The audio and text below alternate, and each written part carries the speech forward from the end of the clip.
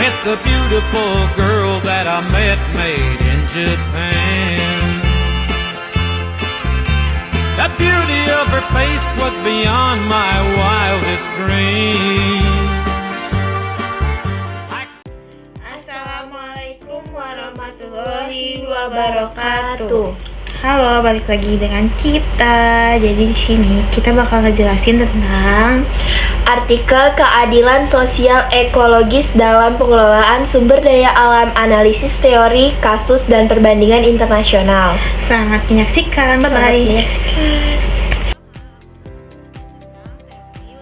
Hukum dan permasalahan pengelolaan sumber daya alam di Indonesia. Pengelolaan SDA di Indonesia itu punya urgensi yang tinggi karena masih diwarnai sama ketimpangan penguasaan tanah, konflik agraria, dan degradasi lingkungan. Nah, pasal 33 UUD 45 itu menegaskan bahwa bumi, air, dan kekayaan alam itu harus digunakan sebesar-besarnya untuk kemakmuran rakyat. Tapi realitasnya itu masih ada dominasi korporasi besar atas tanah dan hutan yang sangat nyata kita lihat saat ini. Dan sementara masyarakat adat juga lokal itu lebih sering kehilangan akses terhadap sumber daya alam yang menjadi pemenuh bagi kebutuhan hidup mereka gitu. Kita mulai dulu dari dimensi historisnya ya. Warisan kolonial itu menempatkan tanah sebagai komoditas ekonomi semata. Pola ini tuh berlanjut dari era pembangunan modern. Di mana orientasi pada pertumbuhan ekonomi itu sering mengabaikan aspek keadilan sosial dan berkelanjutan lingkungan, yang menyebabkan masyarakat adat yang selama berabad-abad hidup selaras dengan alam itu justru kehilangan hak atas tanah dan ruang hidup mereka gitu. Lalu dari dimensi hukum dan kelembagaan itu meskipun terdapat regulasi yang mengatur tentang pengelolaan sumber daya alam, implementasi di lapangan itu masih lemah. Tumpang tindih kewenangan antar lembaga, lemahnya penegakan hukum, serta dominasi kepentingan investasi besar membuat prinsip keadilan agraria itu sulit diwujudkan. Nah, ini tuh yang nimbulin ketidakpastian hukum dan memperparah konflik agraria dan merusak tatanan sosial ekologis yang menjadi topik utama kita. Lalu ada di dimensi sosial ekonomi.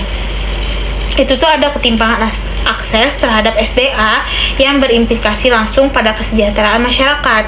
Ketika tanah, hutan itu dikuasai oleh beberapa pihak saja dan masyarakat kecil kehilangan sumber penghidupan mereka, itu dapat memperlebar jurang ketidakadilan sosial.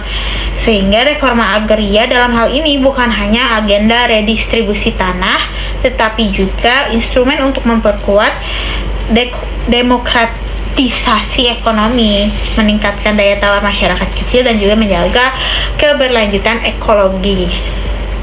Contoh kasusnya yang nyata banget kita lihat itu adalah ekspansi sawit di Kalimantan.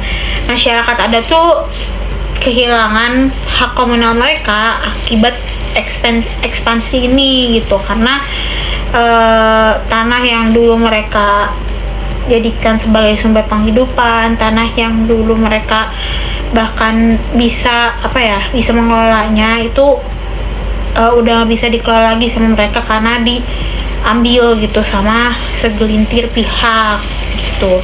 Terus ada juga tambang nikel di Sulawesi. Ini meningkatkan devisa negara, walaupun meningkatkan devisa negara, tapi menimbulkan pencemaran air dan konflik sosial. Konflik sosialnya ya karena beberapa tanah adat juga tercemar, jadi merasa dirugikan gitu. Terus ada juga contoh tentang program perhutanan sosial. Ini tuh memberi akses legal kepada masyarakat, namun terkendala birokrasi, regulasi tumpang tindih, dan lemahnya kapasitas kelembagaan lokal. Jadi intinya dari materi yang aku bacakan dan sedikit jelaskan ini, itu adalah reforma agraria harus dipahami sebagai agenda menyeluruh yang mencakup redistribusi tanah, pengakuan hak masyarakat adat, dan perlindungan ekologi. Tanpa konsistensi penerapan prinsip-prinsip ini, konflik agraria akan terus berulang dan kesejahteraan masyarakat pun sulit tercapai. Terima kasih. Dilanjut dengan materi selanjutnya.